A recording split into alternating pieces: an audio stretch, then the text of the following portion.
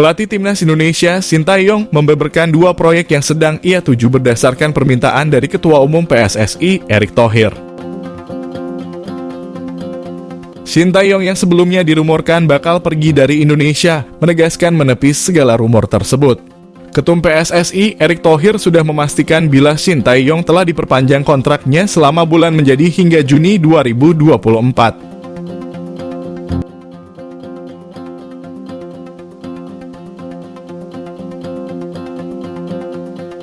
Kini mulai terungkap alasan mengapa Erick Thohir memperpanjang masa bakti STY hanya 6 bulan. Sintayong menyatakan ada dua proyek yang kini ia tuju berdasarkan diskusinya bersama Erick Thohir.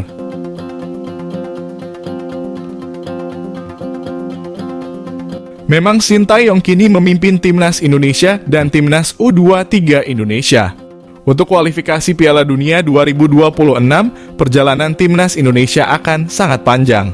Bahkan untuk sampai lolos ke Piala Dunia 2026, Indonesia bisa melewati 22 laga.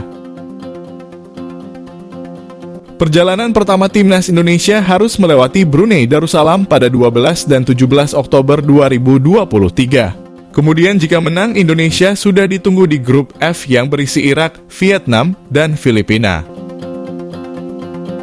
Perjalanan berlanjut bila Indonesia masuk dua besar ke babak ketiga yang diikuti 18 tim. 18 tim ini dibagi jadi 3 grup yang masing-masing berisi 6 tim. Disinilah nasib Indonesia lolos ke Pildun 2026 ditentukan. Jika berhasil jadi juara dan runner-up grup, maka akan lolos langsung. Jika jadi peringkat 3 dan 4, maka harus bertarung ke babak keempat untuk memperebutkan 2 tiket Asia. Sementara itu untuk Timnas U23 Indonesia yang ingin lolos ke Olimpiade 2024, maka perjalanan STY dimulai pada kualifikasi Piala Asia U23 September 2024. Jika lolos, Timnas U23 Indonesia akan berlaga di Piala Asia U23 2024 yang dilaksanakan April-Mei 2024. Mereka butuh lolos ke semifinal 4 besar untuk bisa berlaga di Olimpiade 2024 Paris. Dengan 2 target besar tersebut, Sintayong pun mengaku belum terpikir sama sekali untuk tinggalkan Indonesia.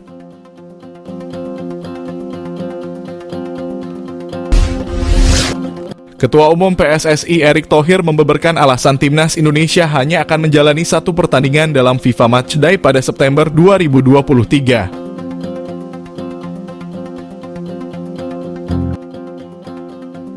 Timnas Indonesia dijadwalkan hanya 1 kali menjalani FIFA Matchday, yakni melawan Turkmenistan pada 8 September 2023 di Stadion Gelora Bung Tomo, Surabaya. Padahal pada FIFA Matchday Juni lalu, Timnas Indonesia menjalani 2 pertandingan. Pada Juni lalu, Timnas Indonesia melawan Palestina dan Argentina. Adapun alasan dijelaskan Erick Thohir mengapa Timnas Indonesia hanya 1 kali bermain di FIFA Matchday September. Alasannya adalah karena Indonesia akan menjadi tuan rumah kualifikasi Piala Asia U23 2024 yang digelar di Solo tanggal 9 dan 12 September. Tanggal tersebut berhimpitan dengan FIFA Matchday tanggal 8 September. Selain itu, pemain yang akan mengisi skuad Timnas Indonesia akan banyak diisi pemain di bawah 23 tahun. Dengan harapan pemain-pemain dapat mengisi program yang ada di bulan September. Sementara itu, saat ini di ranking FIFA, Timnas Indonesia berada di peringkat 150. Sang lawan Turkmenistan berada di posisi ke-138 dunia.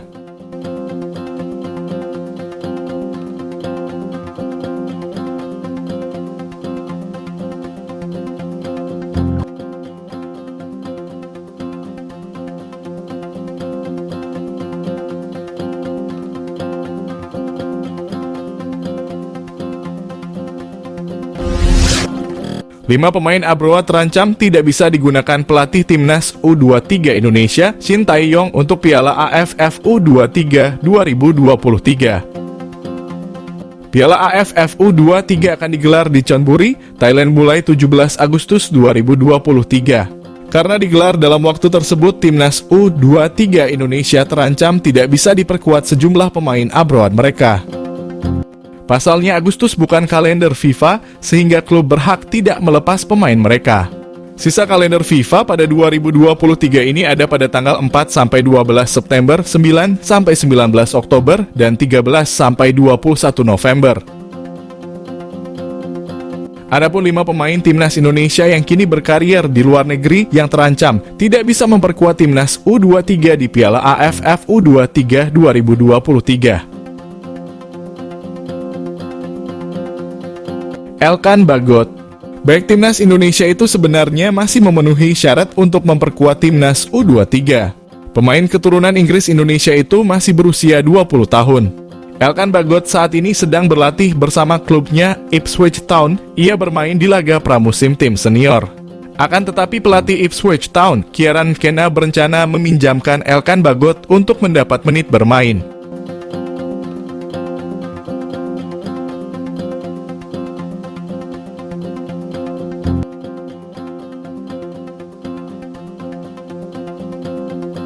Pratama Arhan. Bek sayap 21 tahun itu sedang berjuang mendapatkan menit bermain di klub Liga 2 Jepang Tokyo Verdy. Arhan belum mendapatkan menit bermain di Liga. Akan tetapi ia musim ini sudah mencatatkan 2 laga di Emperor's Cup dengan total 200 menit bermain. Marcelino Ferdinand, gelandang 18 tahun itu tengah cemerlang di klub Belgia KMSK DNC. Marcelino menunjukkan penampilan apik di laga pramusim DNC baru-baru ini. Ia mencatatkan 2 gol saat DNC kalah 2-5 dari Football Club Groningen. Rafael Struijk juga tengah tampil apil di laga pramusim bersama ADO Den Haag. Striker 20 tahun itu 1 gol dalam laga pramusim baru pada ADO Den Haag menang atas Velo dengan skor 4-0 pada 8 Juli lalu.